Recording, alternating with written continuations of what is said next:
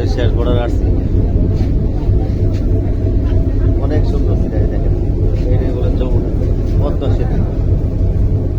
এই পদ্মা সেতু দেখেন সবাই। বলতে হবে এটা কোন জায়গা, আপনারা সবাই কমেন্ট করবেন, মেসেজ দেবেন। দেখেন